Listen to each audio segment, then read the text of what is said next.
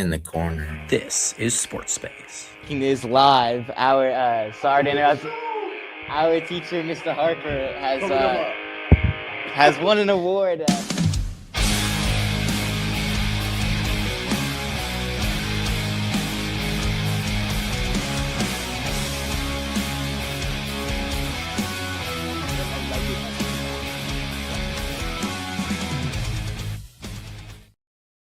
Welcome back to our final episode of SportSpace this school year. I'm your only host this afternoon, Simon Pesnell. Unfortunately, Ben cannot join us, and we're very sad not to have him for the final show of the school year. But we got a fun one here today to cap off the school year. I'm joined by Broox Becker as usual. We're going to be talking about Alabama football. They have their off right now, but they'll get into summer ball a couple months, and then they'll have fall. And as go pretty soon, it'll be opening day, or I guess it's a baseball term, but the first game of the season at home against East Carolina at 11 p.m. And it's a Crimson Tide kind of ease into the schedule as opposed to last year where they went to Florida State and lost. Yeah. And what was a disastrous game ended up obviously, counteracting that with making playoffs on the line, but still terrible showing at Crimson Tide last year. Hopefully you don't have that against East Carolina. East Carolina. Right. This year, if you do, you might have some problems. Mm-hmm. But East Carolina has given Power 5 opponents some trouble. They've given NC State some trouble in the past couple of years. But I think Crimson Tide should be able to handle it. They should be able to at home. And then a fast start, so not fast start, but an early start to SEC play, going to Lexington to play Kentucky. Mm-hmm. And then that'll be very interesting. Cold. I mean, it's still September. Yeah. So it won't be that cold, but still, it's definitely not going to be 90 degrees in Lexington. Mm-hmm. And so, maybe that could play a factor. But first year head coach, I believe it's Will Stein, the former the former Oregon offensive coordinator. So big first SEC matchup for Will Stein and the Wildcats there. That'll definitely be an interesting game. And then South Florida State coming to Tuscaloosa, revenge game. That'll be a crazy place in Bryant-Denny. And we'll see. Florida State obviously didn't have a great year last year. They didn't make a bowl. Maybe did they go 5-7 or 6-6? I think they went 6-6. I think they declined their bowl game actually. Maybe they did. I don't exactly recall, but. That'll be a crazy game. You've seen revenge games like Bryant-Denny where, like Texas A&M a couple of years ago, where Jalen Milroe had to fill in for Bryce Young the year after Texas A&M knocked off Alabama at Kyle Field in College Station. That was a wild environment. And so that should be a pretty crazy environment. That should be the first big environment of the season unless, you look bad against Eastern Carolina or at Kentucky or you lose one of those games. Now, I don't think the Crimson Tide will, but still that'll be a very fun game to go to. And then South Carolina and then Addison State. So, South Carolina could be difficult at home. You'll see. I think I should be able to handle that. But then is the meat and bones of the schedule, Brooks. Mm-hmm. Georgia at Tennessee, Texas A&M, bye at LSU, at Vanderbilt. That could be one of the most difficult 5-game stretches across college football. Oh, definitely. Yeah. It's kind of like the gauntlet last year where we just had back-to-back SEC players. Just, it was really hard because, you're going from Georgia to Oklahoma or Vanderbilt or whoever it was. We've seen the Tide be able to push through these kind of stretches, but it's going to be very hard.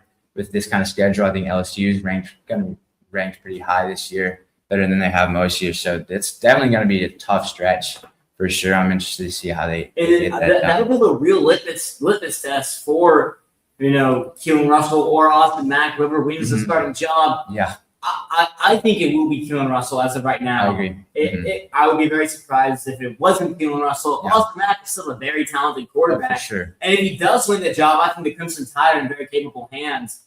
Mm-hmm. But let's say Keelan Russell, which is, I think, the general consensus around Tuscaloosa about who probably be the starter week 1 against East Carolina is, that's when he gets thrown into the fire. It's a couple of weeks. He has the first 5 weeks of season, 4 or 5 weeks of season to really kind of, get comfortable in his skin, learn how to, making his first start as an SEC quarterback, and then he welcomes the Georgia defense to town. And I think a lot of people are going to be picking Georgia in that game with, just the way the SEC championship game that no one's going to remember what happened in Athens last September.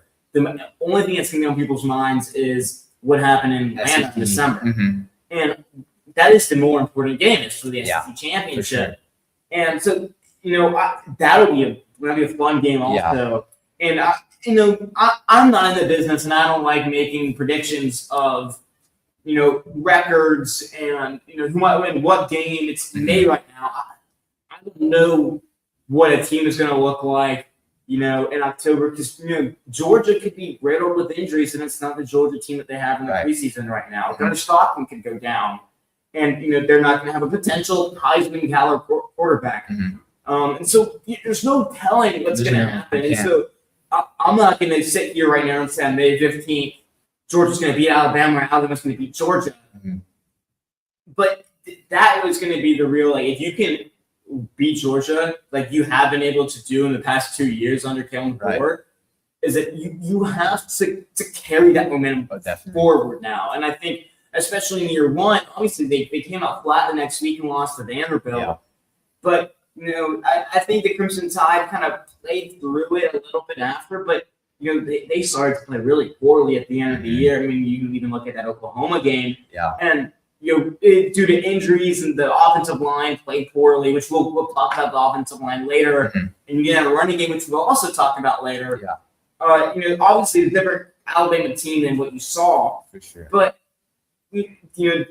that's going to be the real litmus test. And it's going to be is Keelan Russell ready to, be a top-tier quarterback right now? And I think he will be, junior year, but can he do it in his sophomore year? Can he, can he bring the Crimson Tide back to the national championship game, back as a contender? And that, that's going to be the real test. And that's going to be the first test. And like you mentioned, he's going to have those first few games to kind of get comfortable, settle in, and then he has that gauntlet ahead of him. But honestly, the tougher game might be the one after that at Neyland in Knoxville against Tennessee. And I mean, I don't think that, I'm not saying that Tennessee is a better team than Georgia. I think Georgia is one of the best teams in the country this year. And I don't think Tennessee is, but that's gonna be the first really, really tough road environment. I mean, Mississippi State and Starkville with the cowbells, that could get tough. The quality of teams just might be too different there. Tennessee, there's enough. Tennessee has matched up well with Alabama the past couple of years. Alabama's won in Knoxville since 2020. Is it not 2019? 2019, maybe. 2021 is the first time they Tennessee knocked off Alabama in 17 years at that point. And then we won after that. And then in 2023, when Kellen Moore's first year, you lost that game. And so you haven't won in a while up there. And so that's also going to be a big test. For sure. And this is really where you're going to see, again, Keelan Russell. Is he built for his sophomore year? Is he ready to lead an Alabama team his sophomore year? Yeah, and I'm curious to see how well we're able to adjust, what DeBoer does, if he's not getting the job done, does he put in Austin Mack, or does he continue to trust Keelan Russell and let him grow from those moments? It's going to be interesting how that QB room. And I really think, sorry to cut you off. No, you're good. I'm just curious to see how that QB room is going to go out during that stretch. The first bit, I think, will be pretty steady. I think whoever ends the Georgia game is most likely going to be the quarterback for the season, whether that's Keelan Russell or Austin Mack, and likely not Jet Tamala and Tatum Kawa, but I would be I'd be extremely surprised if they're both talented quarterbacks. For sure. But you have the older Keelan Russell and Austin Mack. It's one of them. Be very surprised. But whoever hits that game will likely be the quarterback for the rest of the season, barring an injury. But also, I think quarterback, I think no matter who you have at quarterback throughout the year, I think the Crimson Tide will have one of the best quarterbacks in the SEC, maybe in the country. And I don't think quarterback is a position you necessarily have to worry about.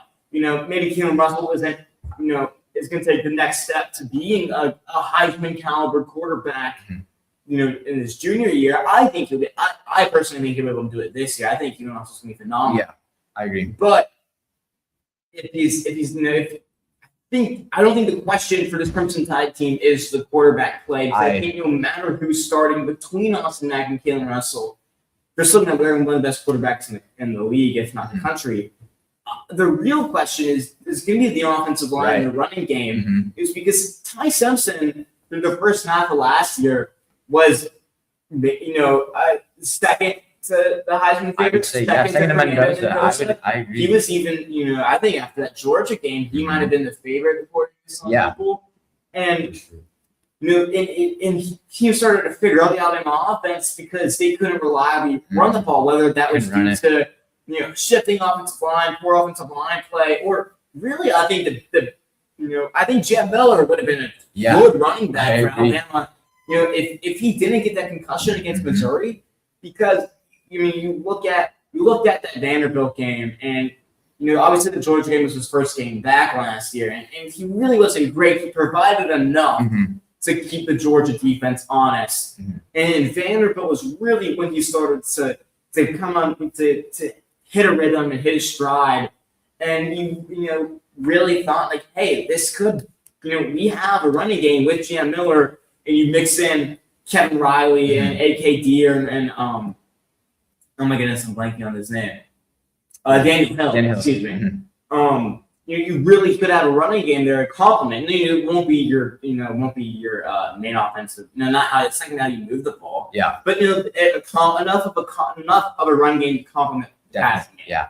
To complement Ty Simpson, the wide receivers. And when he went down against Missouri, you lost that, and that's not a criticism. And it's a mixture of scheming and teams knowing that Alabama couldn't run the football and poor offensive line play. And that's what's going to be the difference. The defense is going to be great. You're returning a lot of the guys. You added a solid amount of transfers. I mean, Caleb Woodson, the transfer from Virginia Tech as a linebacker, he's going to be phenomenal. And then you have Bray Hubbard coming back, coming back, Xavier Brown, Bijan Lee. But you're not going to have any problems in the secondary. The linebackers, while young, just outside of Caleb Woodson, Luke Metz is very talented. You have guys there that are very talented. QB Reese, and then you have some extremely talented guys. Even freshmen, Xavier Griffin, a 5-star linebacker from Georgia, and then you have Jared Edwards and Jordan Edmonds, both highly rated defensive backs. And then you have Yonze Pierre coming back, who's one of the most disruptive pass rushers in the league last year. Devin Tompkins from USC is going to be good in the middle for the Crimson Tide. And so you don't have to worry about the defense. It's really going to be, again, about the running game and the offensive line. And honestly, the offensive line, it can't get much worse. There's honestly only room for improvement for the running game and the offensive line. And Brooks, I want to just kind of pick your mind a little bit.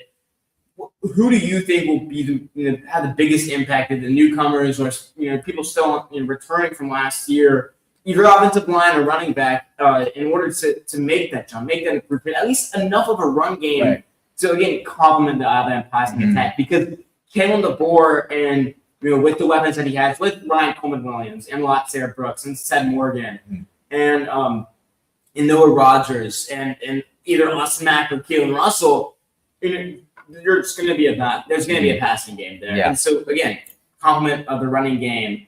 Just who stands out to you as someone who can come in and make a big impact, either on the offensive line or as a running back? I think the obvious, answer for me is EJ Crowell. I mean, I watched his tape through high school. He's awesome. He's phenomenal.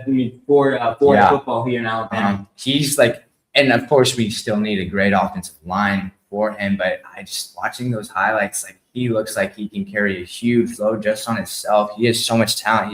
He's big, but he's also quick and shifty. He's going to have such a big impact, I think, for Alabama in that run game. Yeah, I think Trayshawn Brown also, is the freshman coming in, he's a 3-star. But through spring practice, he's really impressed. That's a guy that, could get some touches and could, flash some potential as an impact back.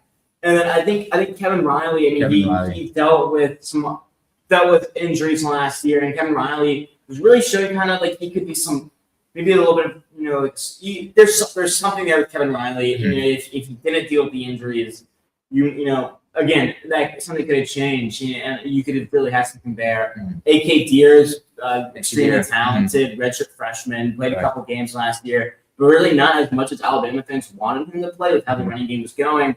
And then Daniel Hill, who, while not the most explosive running back for Alabama last year, provided, I guess, stability Definitely. when Alabama needed. And you look at the Yeah. Oklahoma game, he gave Alabama enough. Mhm. And I think that's what's going to be. You're not going to need this running game to be one of the best in the country. You're just going to need it to be enough Mhm. in order to keep defenses honest Yeah. and to complement Austin Acker, Keelan Russell in the passing game.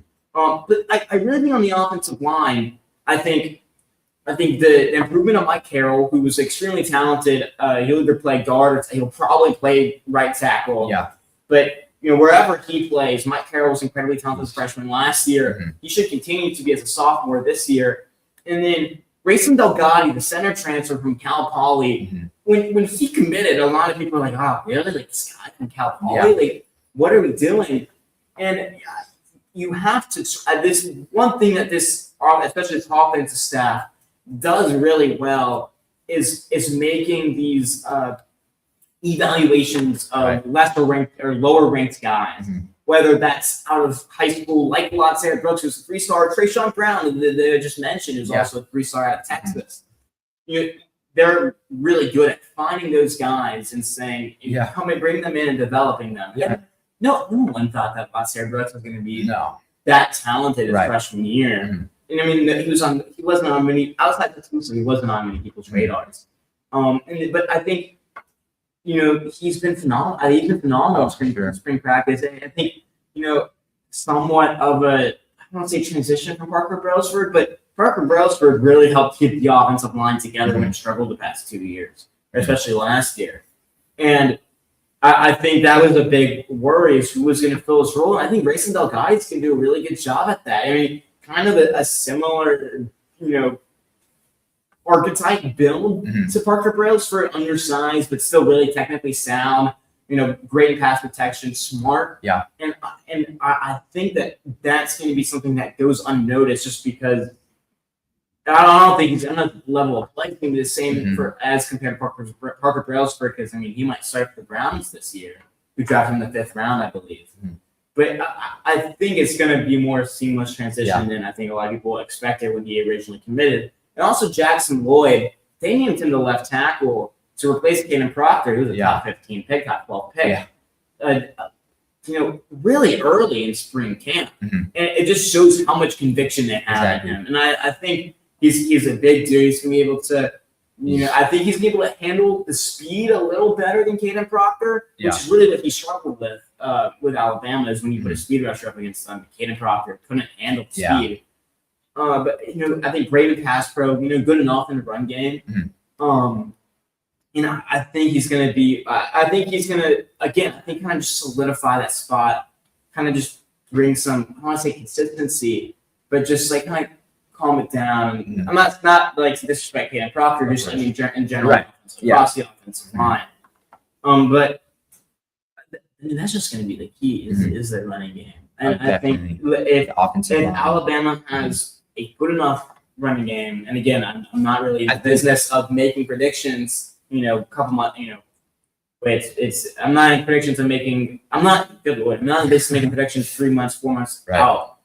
But if Alabama has a good enough running game to just again, I feel like I just keep saying it, but compliment the Alabama, especially I think then you will win 10, 11 games. For sure. But if you don't have that, hitting 10 games again is going to be a struggle unless the passing game and the defense are so good it doesn't matter. You don't need to worry.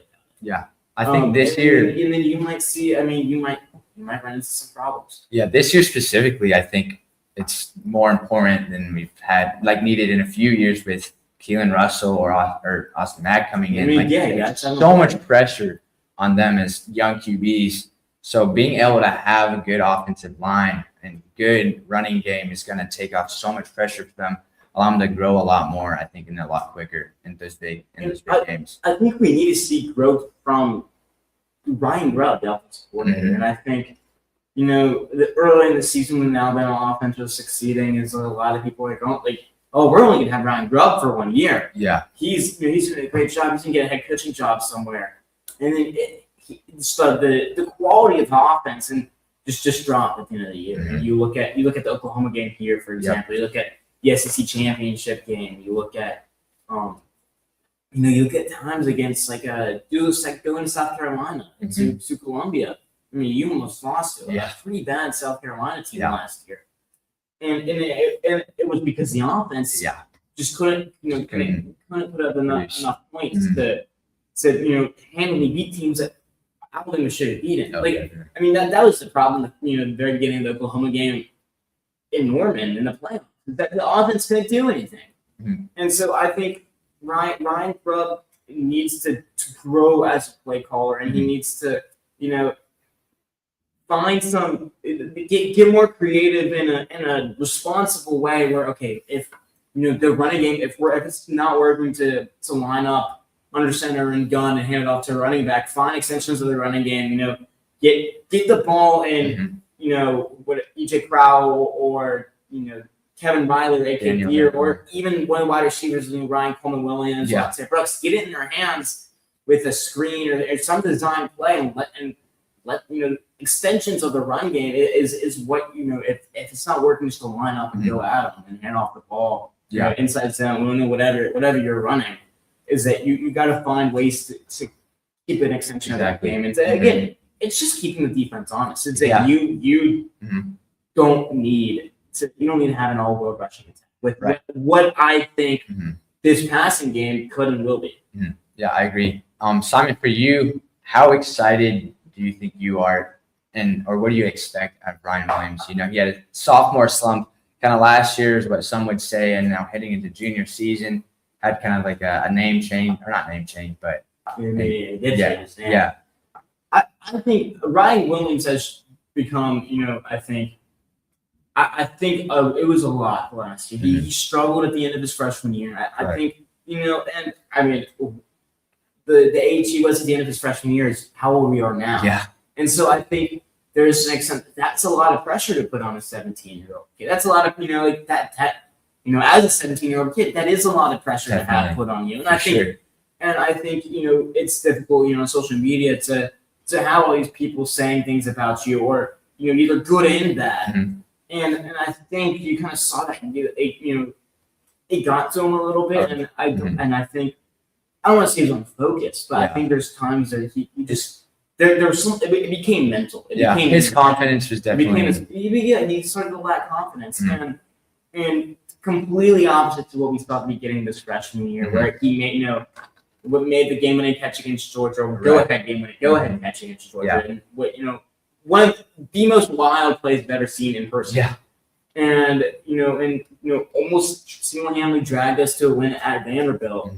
And so, we don't see that version of Ryan Williams in terms of the mental side of the confidence. Just didn't have confidence last year. And so, he looks a lot. He looks like he's put on some muscle. And I think that's important. I think he will need. I think that is something that Ryan Williams needed to do, is put on some muscle. But it's not going to matter if he doesn't have that confidence. I can't remember who exactly made the call. I think it was, I don't want to say it was Chris Fowler. Maybe it was, but there's the call. He's 17 and on top of the world. And he needs to return to that in the sense of that, the confidence. It's because, I'm sure, we both experienced something or done something where we felt like we were on top of the world. And obviously it's not making a catch to knock off number 1 Georgia, number 2 Georgia, and 75. But obviously it's not to that level. But we have felt in a similar way, and he needs to get back to feeling that way, and not in a making a big play, or it's just doing that's how his mindset needs to get back to. And so, I'm not talking to Ryan Coleman Williams, and now I'm not figuring out his confidence level. And so it's just gonna be about, I don't want to say can he mature and to kind of pushing all the noise out and, knowing that he's talented enough to be, one of the best receivers, not the best. I mean, one of the best receivers in football. Yeah. The best. So Jeremiah Smith's pretty dang good. Pretty good. But it's just he needs to have that confidence. Right. The 17-year-old skill is all there. Now a 19, 20-year-old on top of the world. Skill is all there. He just needs to return to his freshman self where he was like, I just feel like he had like no fear at all, which was like crazy for a freshman. And then like the media or something got to him sophomore year, had such big expectations. I think that kind of fell off for him. But I think he did have a disappointing year. It's part of it. And right. I think he needs to push that down and say new year, like new number, new year, new number, new everything, new process. Mm-hmm. And I think that's gonna be the key. And I don't think it's not anything physical or that he has to gain muscle or I mean he honestly does. He has to work on catching the ball better. Yeah. But I think part of that is mental. And I really think besides maybe working on catching and get the jug machine. Yeah. I think besides that it's mental. And I think that I think that's gonna be the key. Completely. And I think you saw it was like some burnout. Mm-hmm. And so you gotta you just gotta get back to that confidence self. Yeah. The 17-year-old on top of right. It. I think that's what you need. Okay. Yeah, I agree. Yeah. Do we have anything else we wanna run over? I think the Crimson Tide will be very good this year. I think I am nervous about obviously the running game and the offensive line, and a little nervous about the linebackers. I think if you don't have anyone else, the young guys outside Caleb Woodson kind of step up and be the next man up, and then I think you got a little bit to worry about. But it's Southern. I think the Southern defense will be awesome. And then Keelan Russell and Austin Mack, whoever you have at quarterback, even Jet Tamala or Tatum Cabo, who won't play this year, but those are two very talented guys on the roster. But I think it's again it's the offensive line run for sure. And if it was what it was last year, is you might not make the playoffs. But if they can again complement, I feel like I've been repeating that way too much. But I mean, I think that's the right exact word. That's the exact word. It's that you have to be able to complement each other. That's football. That's the game of football. Each thing, defense and offense, have to complement. Every piece has to complement. And special teams also. I think Morgan Quinn. And I wish we had more time, so I would talk a lot about Morgan Quinn. The transfer kicker from, I believe, Marshall, been phenomenal. And he was phenomenal today, phenomenal spring practice. And that's huge for Crimson Tide, because that also gives the offense more confidence and the coaching staff more confidence that we can do certain things. We have a kicker that we can reliably trust to make field goals. Not dissing on anything that Connor Talty, he just struggled. He did. In the middle and the end of the year, he was pretty nails. But the middle of the year, he struggled. And he just he wasn't making kicks. And as a kicker, that's the job, is to make kicks. Exactly. But I think Morgan Quinn would be a very welcome surprise. But thank you for joining us on the last episode of SportSpace this school year. We might have some content out over the summer. I'm not exactly sure what everything's going to look like. We'll have very busy summer schedules, but we will be back next year. We'll also have a different set. It'll look a little different. We'll be brand new. And thank you so much for joining and watching all of our shows. I think we did 11 shows this year. 11 and total. we did a couple really cool interviews with coaches across the city, and even college coaches. So Sam Willoughby, this Stanford offensive assistant, great to have him on earlier. Yeah. And we went and we competed in this, in sports commentary and sports podcasting and broadcasting, and we had a great year. And just this was a part of the journey this year and part of our junior year, and just it's a special thing to do. And thank you again for joining us this school year.